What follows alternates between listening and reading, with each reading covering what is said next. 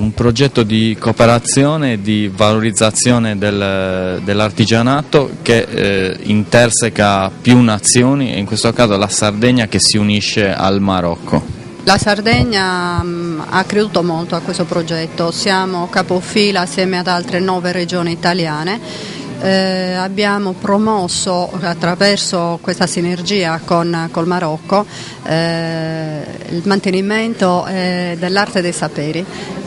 questo dell'arte dei saperi artigianali, cercando di coniugare quelle che sono le conoscenze reali, storiche, fattuali, con una prosecuzione nel tempo, dando anche un valore aggiunto di contemporaneità, perché i saperi artigianali possano diventare anche un potenziale per i nostri giovani.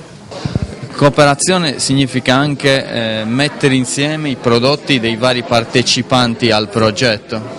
Cooperazione è anche questo, sono adesso qui con un'amica marocchina, sto sorseggiando il loro tè. Cooperazione significa far crescere assieme due culture che sono diverse, quindi salvaguardando contemporaneamente le specificità locali. Noi oggi stiamo gustando i loro prodotti e però siamo assieme, è un percorso di crescita congiunto e di questo ne sono orgogliosa. Un'iniziativa di valorizzazione dell'artigianato sardo che si unisce a tante altre portate avanti dall'assessorato di competenza. Ma oggi si stende innanzitutto il filo della cooperazione, guarda caso passando proprio per i fili lievi e robustissimi al tempo stesso della solidarietà, quindi dalla Sardegna fino al Marocco in un progetto transnazionale. E poi naturalmente le questioni di casa nostra, capacità, valori artigiani, la possibilità di mostrare al mondo intero il valore di produzioni d'eccellenza che affondano il loro valore nella notte dei tempi, ma sono di grandissima attualità. E qui c'è tutto il progetto di ricerca fatto dalla Regione Sardegna,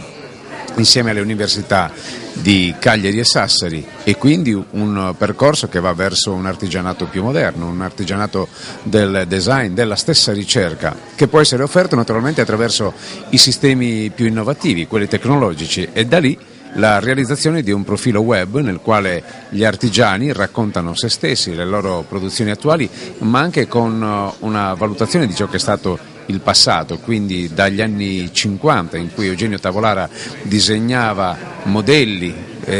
opzioni per gli artigiani che poi mettevano su tela, su tappetto, mettevano nel loro telaio le esperienze di una terra intera. Questa iniziativa di cooperazione si inserisce in un progetto più ampio di valorizzazione dell'artigianato che comprende pochi giorni fa anche una delibera di istituzione del distretto del tappeto in Sardegna. Ah sì, la Regione Sardegna attraverso l'assessorato al turismo, artigianato e commercio ha inteso dare proprio valore alle produzioni artigiane disseminate su tutto il territorio regionale, e da lì l'idea di un distretto del tappeto sardo, che significa soprattutto rete, sistema dei luoghi dove si va a produrre questo lavoro straordinario, ma al tempo stesso capacità di realizzare percorsi unitari, di promozione, di commercializzazione e anche con l'utilizzo di piattaforme tecnologiche dell'ultima generazione.